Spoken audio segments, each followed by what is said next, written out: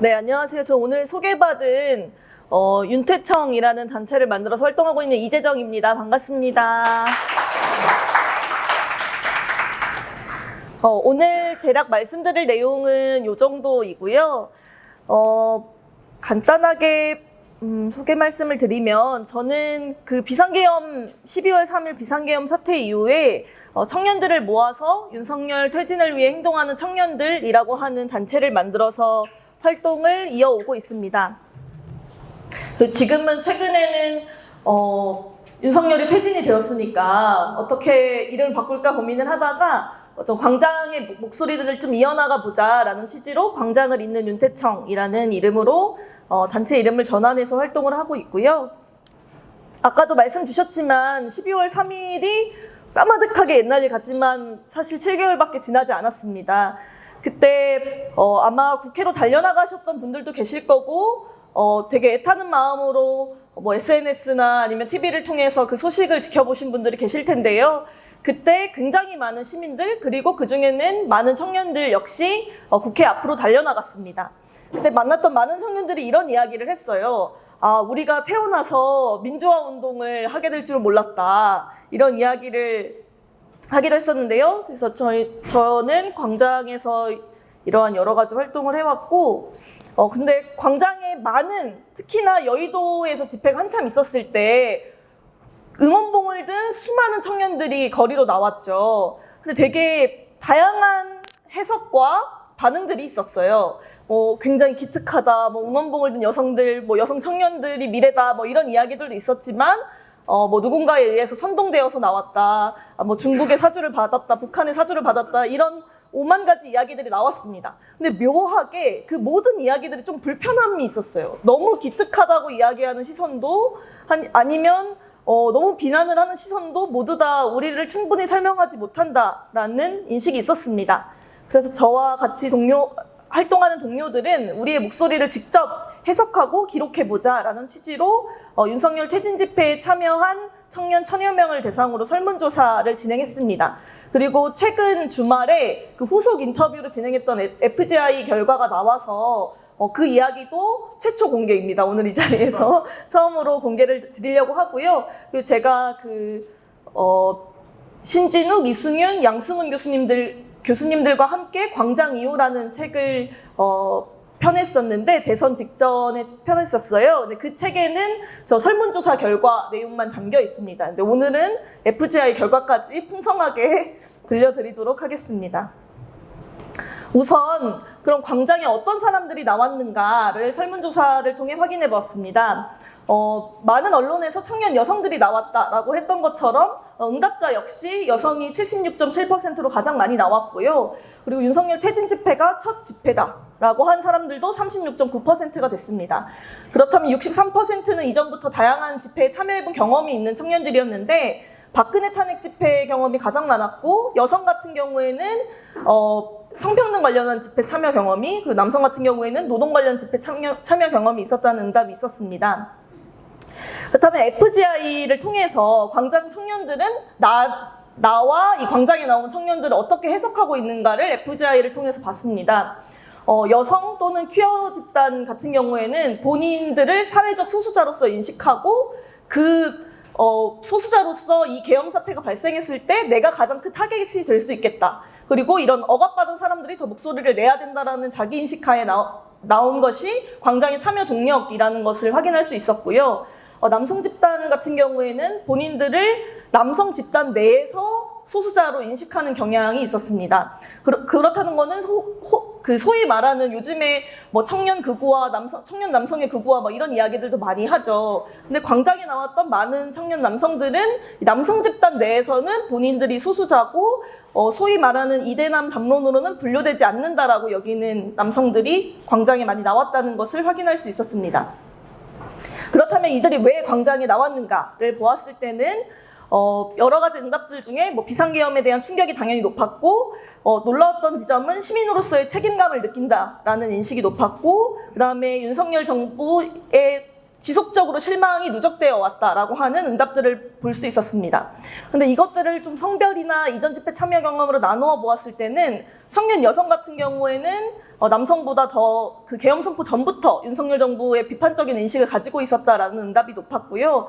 그리고 또 하나 유의미한 발견은 집회 참여 경험이 많을수록 윤석열 정부에 대한 실망이나 사회 문제 개선을 위해서 광장에 나왔다라고 하는 응답이 높았다는 것은 어쨌든 다양한 집회 참여 경험이 누적될 때 어떤 사회 인식에 대한 공감성이나 문제인식이 높아진다는 것들을 좀 확인할 수 있었습니다.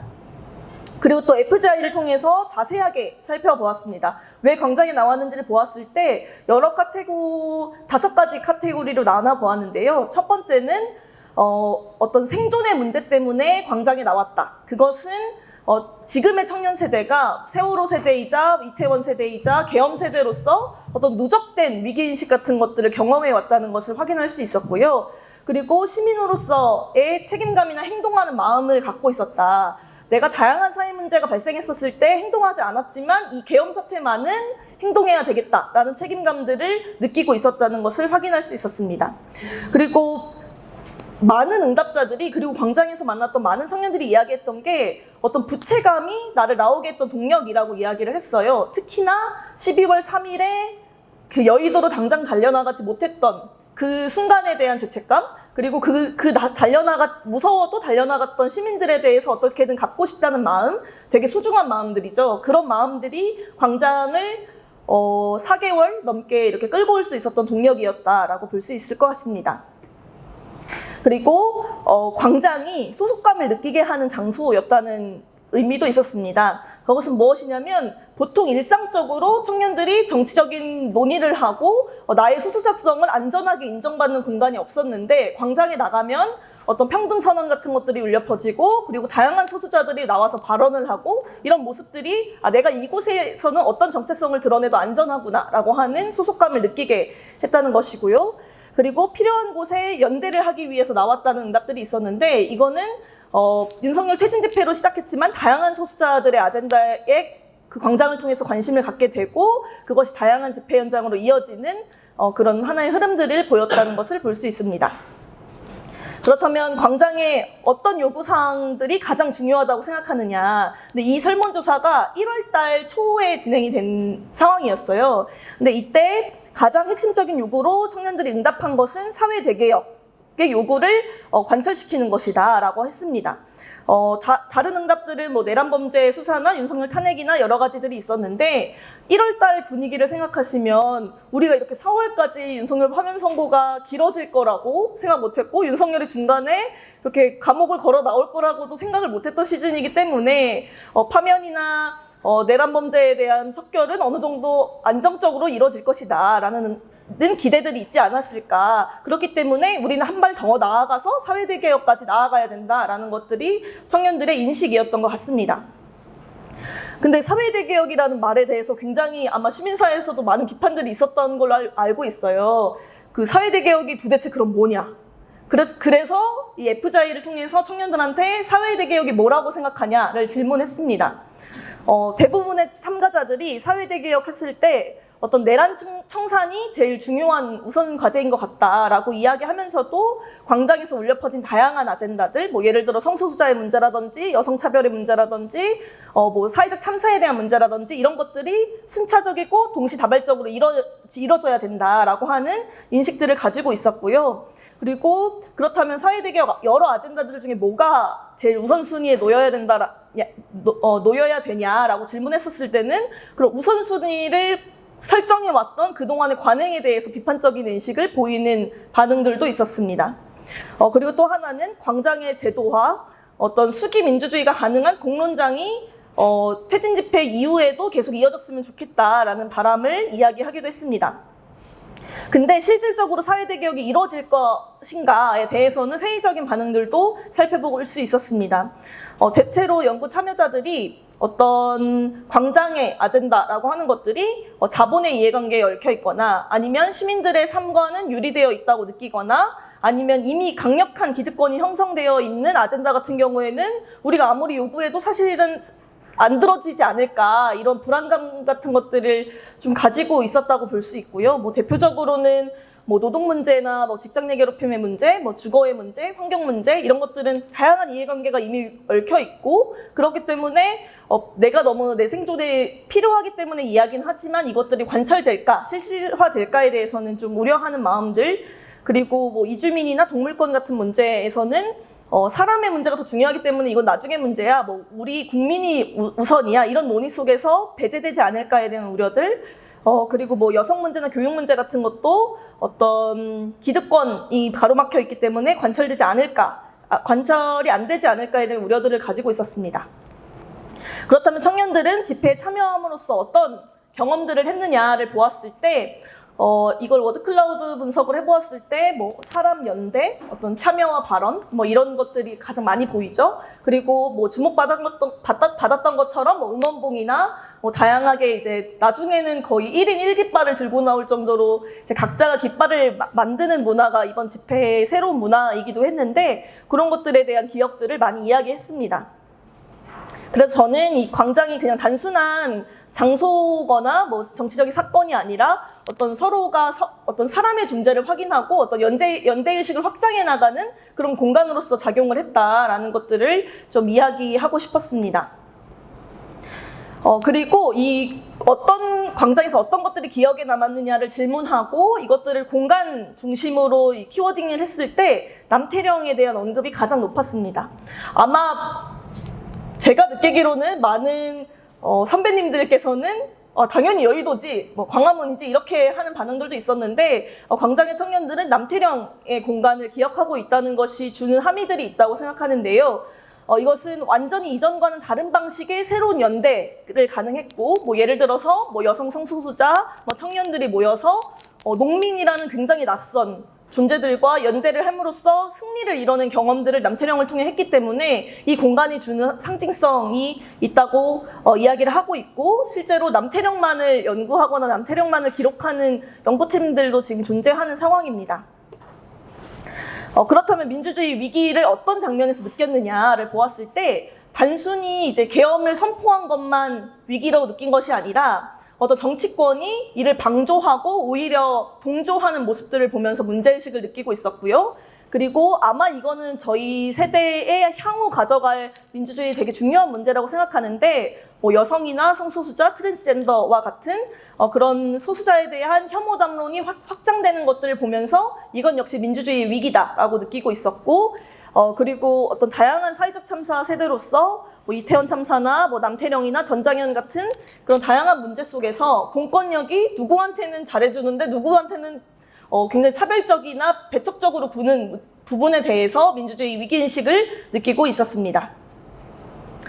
그리고 민주주의를 어떤 것들이 민주주의 위기를 만드느냐 그리고 민주주의가 강화되기 위해서 무엇이 필요하다고 생각하느냐를 질문했을 때는 전반적으로 보았을 때 민주주의 위기인식 정도가 굉장히 높다는 걸 볼 수 있죠. 그거는 광장에 참여한 청년들은 민주주의에 대해서 굉장히 민감성을 가지고 있다는 것들을 볼 수 있을 것 같고 그리고 아마 권력의 집중과 남용은 너무 이해가 가죠. 왜냐하면 어떤 윤석열이라는 개인 혹은 특정 집단들이 도모해서 어떤 압도적 권력을 행사해서 비상계엄이라는 사태가 발생을 했으니까 그런 것들에 대해서 민주주의 위기라고 느끼는 것은 굉장히 이해가 됐는데 분석하면서 놀랍다고 느꼈던 지점은 어떤 경제적 불평등의 문제가 민주주의 문제와 맞닿아 있다고 하는 응답들이 굉장히 높게 나왔다는 것입니다.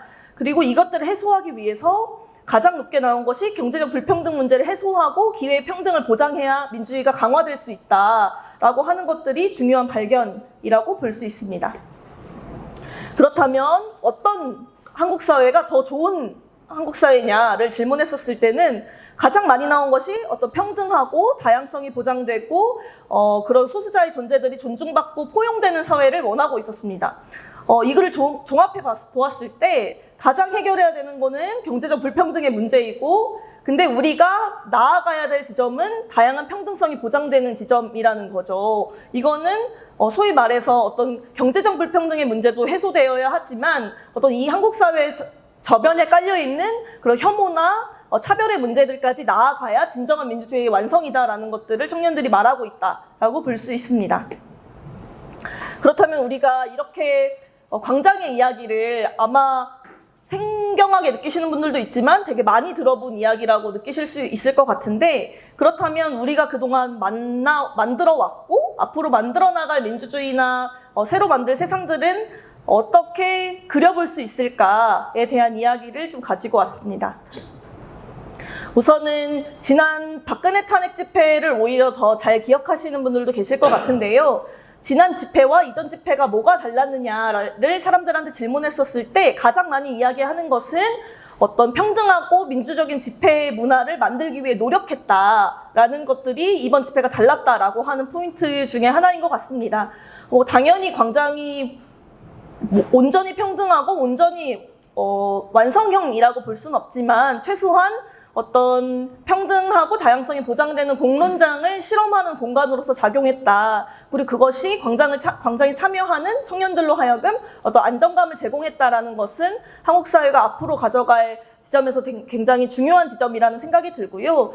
그리고 지난달 즈음에 이제 윤태청이 이제 해소 단계를 밟아가면서 그동안 참여했던 청년들을 모아서 총회를 했었는데요. 그때 이야기했던 게 그러면 앞으로 새 정부가 무엇을 광장의 교훈으로 받아들였으면 좋겠느냐, 아니면 한국 사회가 어떤 부분을 교훈으로 가져갔으면 좋겠느냐를 토론을 하는 시간을 가졌어요. 그때 또 압도적으로 많이 이야기했던 게 이번 광장에서 울려 퍼졌던 어떤 평등 선언문이 모든 집회 그리고 모든 공론장의 룰로서 적용이 됐으면 좋겠다. 그리고 정부위원회나 정부의 논의 자리가 만들어질 때도 최소한 이러한 서로가 서로를 존중하겠다는 선언문들이 울려 퍼질 수 있으면 좋겠다라고 하는 이야기들을 들을 수 있었습니다.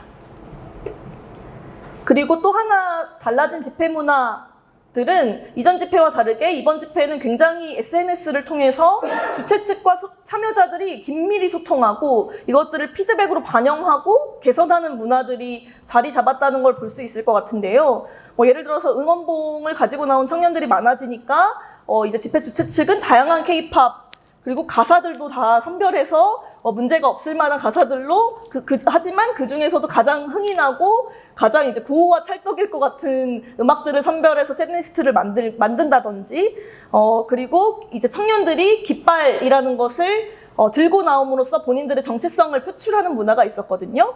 이것은 예전에 이제 아마 선배님들 세대에는 전대련, 한총련 이런 깃발 아래 이제 청년들이 모였다면 이제는 나의 정체성이나 내가 좋아하는 연예인 아니면 내가 좋아하는 동물이나 캐릭터 이것들을 통해서 내가 어떤 누군가에 동원된 게 아니라 내 주체적 선택으로 나왔다라는 걸 보여주기 위해서 거의 1인 1깃발을 들고 나오는 문화가 있었는데 이런 것들이 활성화가 되니까 집회 주최 측은 이제 깃발 그리고 청년들이 깃발을 들고 나와서 깃발로 이제 박자에 맞춰서 깃발 춤처럼 퍼포먼스를 하기 시작하는 거예요. 그래서 아예 집회 한 공간을 깃발 존으로 만들고 이들이 어떤 퍼포먼스를 할 수 있게 장을 깔아주고 이런 것들이 어떤 달라진 집회 문화를 만들어낸 문화라고 볼 수 있을 것 같습니다.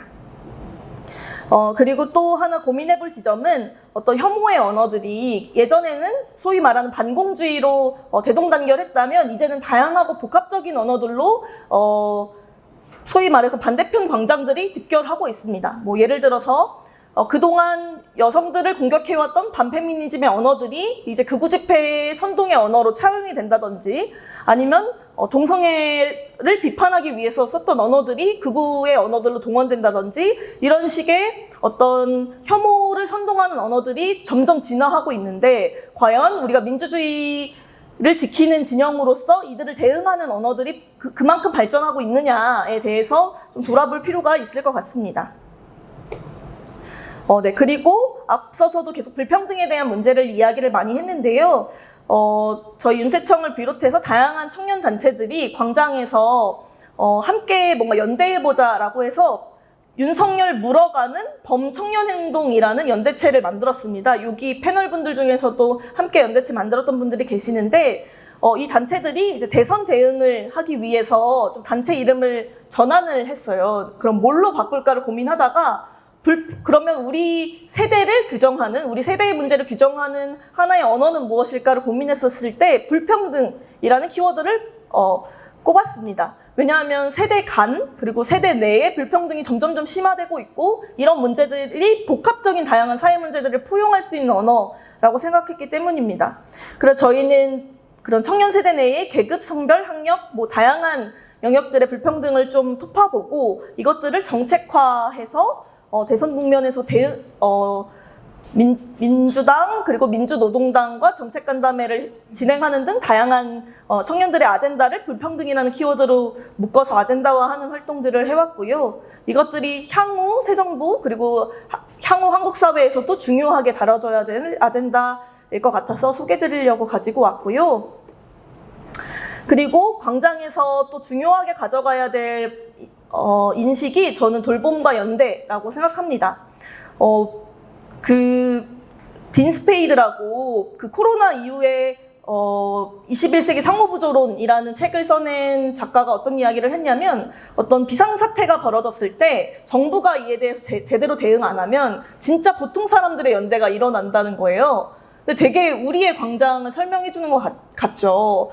갑자기 이 비상계엄 사태는 말도 안 되는 사태가 벌어졌고 그것들을 대응하기 위해서 정말 이 사회에서 평범한 시민들 아니면 오히려 한국 사회에서 배제되어 왔던 존재들이 연대를 통해서 이걸 극복해내는 것들이 굉장히 우리 사회에 울림과 감동을 줬다라고 생각하는데 이런 광장의 상호부조가 가능했던 건 이 공간을 지켜내는 마음들 그리고 공간에서 다양한 돌봄과 연대를 실천했던 마음들과 행동들이 있었기 때문에 그동안의 광장이 가능했다라는 생각이 들어서 이것들을 계속해서 확장해 나갈 필요가 있겠다라는 생각이 듭니다. 그래서 실제로 그 설문조사에 참여했던 청년들이 이야기했던 건데 어떤 다른 사람들과 나누거나 연대하는 경험을 한 지가 너무 오래됐다는 거예요. 왜냐하면 세월호 세대여서 어디 이렇게 단체 활동이 굉장히 제약됐던 것들도 있었죠. 그리고 코로나 때문에 사회적 거리두기를 했던 경험들도 있었죠. 그렇기 때문에 누군가들과 대규모 집회로 모이고 낯선 사람들이 주는 음식을 받아 먹고 내가 내 음식을 누군가한테 나눠주고 이런 경험이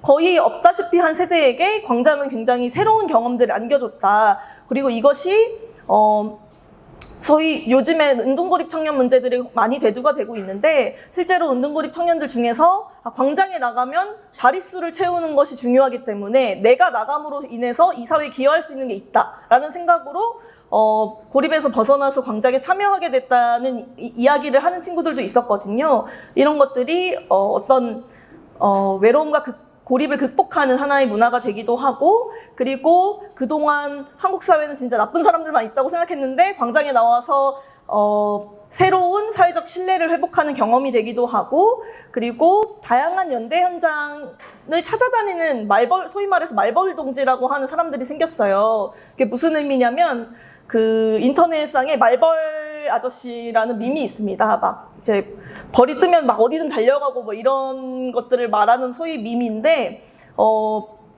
광장의 청년들이 윤석열 탄핵 집회에 왔다가 노동자들이 이렇게 핍박받고 있다고? 장애인들이 이렇게 핍박받고 있다고? 이런 것들을 알게 된 거예요. 그래서 본인들이 오늘은 어디다 이렇게 SNS로 정해서 다양한 투쟁 현장에 연대를 다니기도 하고 아마 이제 노조에서도 오늘 오셨으니까 이야기를 해주실 것 같은데 그런 다양한 연대가 확장됐고 그것이 단순히 서울이나 광화문 집회에 한정되는 것이 아니라 전국의 연대 현장들, 전국의 투쟁 현장들의 어떤 열기를 뜨게 하는 새로운 변화를 만들어냈다. 그리고 오히려 광화문의 집회가 닥친 지금 그 동력들이 전국에서 이어지고 있다라는 것을 주목할 필요가 있을 것 같습니다. 그리고 이 광장 이후라는 책을 통해서 한국 사회에 던지고 싶었던 질문들을 오늘 같이 나눠보고 싶은데요. 그래서 패널분들에게 던지는 질문이라는 생각으로 가지고 왔습니다. 이 책에서는 크게 이 4가지 키워드의 이야기들이 담겨 있는데요. 우선은 극우화 현상에 대한 이야기를 해보고 싶습니다. 아마 여기 계신 분들 다 이 극우화 현상을 어떻게 볼 것인가에 대한 고민들이 많으실 것 같은데 이것이 단순히 한국 사회 문제만은 아니고 전 세계적으로 민주주의의 수치들이 낮아지고 그리고 어떤 극우 집단이라고 하는 사람들이 실제 집권을 하기도 하고 이런 현상들이 발생을 하고 있고 특히나 한국 같은 경우에는 최근에 굉장히 다양한 민주주의 지수에서 추락하고 있는 모습들을 보이고 있습니다. 그리고 다음의 표는 그 공저이신 신진욱 교수님께서 극우 세력들이 어떻게 모이고 있고 조직적 거점을 이루고 있는지를 정리한 건데요. 아마 뭐 언론에 계신 분들은 뭐 언론 커뮤니티나 온라인 커뮤니티나 유튜브 채널이나 뭐 다양한 단체들이 들어오실 거고, 아마 기독교를 다니시는 분들도 뭐 특정 단체들이 들어올 텐데, 이렇게 수많은 단체들, 그리고 소위 말해서 저희 세대 같은 경우에는 뭐 신남성연대라고 하는 그동안 페미니스트들을 이렇게 공격해왔던 단체, 뭐 아니면 일베, 뭐 이런 것들이 이제 다 극우화의 씨앗으로서 함께 연합하고 있다라는 것들을 볼 수 있는데, 뭐 최근에는 이제 리박스쿨이라고 해서 그 늘봄 학교를 활용해서 이제 극우화 교육을 하려고 했다라는 정황들이 포착되기도 하는데, 이런 것들 이런 흐름 속에서 청년들이 어떻게 활용되고 동원되고 있는지를 볼 필요가 있습니다. 근데 여러 가지 고민들이 있을 것 같아요. 뭐 우리가 청년들을 주체적 존재로 봐야 된다고 그동안 청년운동들이 이야기를 해왔는데, 이 극우화된 청년들을 그냥 동원의 대상으로만 봐도 되는 것인가에 대한 고민도 하나 해볼 수 있을 것 같고, 또 하나는 그럼 이 극우화 집단들이 왜 계속 청년의 얼굴들을 가지고 와서 활용하고 있는가에 대한 부분도 생각해 볼 필요가 있을 것 같습니다. 뭐 예를 들어서 그렇죠. 윤석열이 이제 나올 때 계속 청년들에게 과잠을 입으라는 지침을 내려서 이들이 윤석열을 환대하는 그림을 만들어내고, 그것들이 지금 한국 사회를 살아가는 청년들에게 주는 메시지는 무엇일지에 대한 고민들을 해보아야 한다는 생각이 듭니다. 그리고 또 하나, FGI에서 도출한 자료들을 좀 보여드리고 싶은데, 이것이 어떤 지표냐면, 그 광장의 대응성이 높다고 생각하는 정당이나 정치 세력이 누구세요? 라고 질문했었을 때는 대부분이 진보당, 정의당, 뭐 정의당 아니면 장애영, 뭐 민주당도 있지만 뭐 여성의당, 녹색당, 뭐 조국혁신당, 다양한 정당들을 이야기를 합니다. 그렇다면 광장의 정치인들한테 투표할 거냐를 질문했었을 때는 대부분이 아니다라고 이야기를 해요. 그럼 왜 아니세요? 라고 질문했었을 때, 어쨌든 이 거대 양당 중심의 구도 속에서 특정 정당을 배척하기 위해서는 민주당을 선택할 수밖에 없고, 근데 민주당이 내가 그렇게 광장에서 이야기했던 다양한 아젠다들을 충분히 반영해주지 않을 것이라는 생각을 가지고 있지만, 이 양당제 구도 속에서는 나에게 사실상 선택지가 없다라고 하는 청년들이 있다는 거죠. 이거는 이후에 앞서도 이야기한 것처럼 그런 사회대개혁 아젠다가 사실상 달성되기 어려울 거다라고 하는 그런 좌절감과도 맞닿는 지점이 있다고 생각합니다. 그래서 저는 한국 사회에서 이렇게 광장을 통해서 표출되는 다양한 아젠다들을 통과하기 위해서 우리가 정치 지형은, 그리고 정치 구도는 어떻게 개혁할 것인지에 대한 고민들을 가져가야 한다라는 이야기를 하고 싶습니다.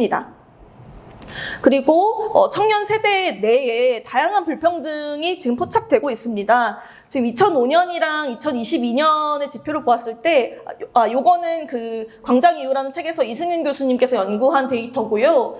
2005년에 비해 2022년의 데이터를 보았을 때 매우 불안정과 불안정이 없다라고 생각하는 응답이 이제 두 축으로 굉장히 크게 나뉩니다. 이거는 지금 한국 사회를 살아가는 청년들이 누구는 정말 불안정한 삶을 사는데 누구는 그렇게 불안정하지 않은 삶을 산다는 거예요. 근데 이 청년들을 묶어서 어떤 정책 대응이나 담론 대응을 한다고 생각했었을 때 이 양극화를 어떻게 대응할 수 있을 것인가에 대한 고민이 이어져야 된다고 생각하고, 그리고 또 하나 생각해 볼 지점은 불안정하다고 느낄수록 내가 계층 상승을 이룰 것이라고 하는 인식이 낮은 거예요. 그러니까 내가 내 삶이 나아질 거라는 기대가 점점 없어지는 거죠. 불안정해질수록. 그렇기 때문에 이들이 바라는 정책도 굉장히 양극화가 될 수 있다는 거예요. 이런 문제들을 앞으로 어떻게 가져갈 것인지, 그리고 새 정부가 지금 출범해서 많은 논의들을 하고 있는데, 그때는 이제 다양한 정책에 대해서 사실 이젠 정책 세부안보다는 이 정책이 가져가는 담론이 되게 중요한 시대라고 생각하는데, 그때 이런 양극화의 문제를 어떻게 담아낼 것인가에 대한 고민들도 가져가야 할 거라고 생각합니다. 그런 측면에서 뭐 청년 정책이나 청년 거버넌스 차원에서 이를 어떻게 반영할 것인지에 대한 논의가 필요하다는 생각이 들고요. 그리고 광장이 과연 지속되고 확대되고 확대될 수 있는 가능성이 있는가에 대해서도 고민해 볼 필요가 있을 것 같은데, 아시겠지만 문재인 정부 이후에도 소위 말해서 촛불 정부라고 해서 다양한 민의를 어떻게 반영할 것인지에 대한 논의들이 없었던 건 아니지만 대체로 많은 시민사회에서 충분히 이루어지지 않았다라는 비판이 있었죠. 이때도 뭐 4가지 전략, 15가지 과제 뭐 이런 식으로 꾸려졌고, 지금 이번 이재명 정부에서도 국민주권 정부를 표방하면서 뭐 국민추천제나 뭐 모두의 광장처럼 이제 온라인 공론장을 운영을 하고 있는데, 이런 것들이 어떻게 이어지게 할 수 있는지, 그리고 이제 추운 겨울에 이제 광장을 지켰던 이 청년들이 내뿜었던 이 민주주의에 대한 열기들이 꺾이지 않도록 하기 위해선 무엇을 해야 될지 우리가 같이 고민해 나갈 필요가 있을 것 같습니다. 그리고 이런 것들을 가능하기 위해서 저는 이 확장된 민주시민의식을 적극적으로 활용할 필요가 있다고 생각하는데요. 이거는 그 윤석열 물어가는 범청년행동에서 이 광장에 나오지 못한 청년들을 대상으로, 백인을 대상으로 인터뷰를 진행했고, 아직 결과 도출을 하고 있는 중인데, 이것들을 초벌 분석했을 때 나왔던 저는 유의미한 발견이라고 하는 것이, 집회에 직접 내가 참여하진 않았지만 이 민주시민의 의식, 민주시민성이라고 하는 것들이 굉장히 유효하고 의미가 있구나라는 것들을 이 동세대가 경험하고 인식하고 있다는 것이 전 중요한 포인트라고 생각했습니다. 그래서 이런 지점에서 높아진 민주시민의식을 가진 사람들을 만족시키기 위해서 우리는 무엇을 할 수 있을까에 대한 고민이 향후 계속 병행되어야 한다고 생각합니다. 네, 이상으로 발표 31분이네요. 네, 감사합니다.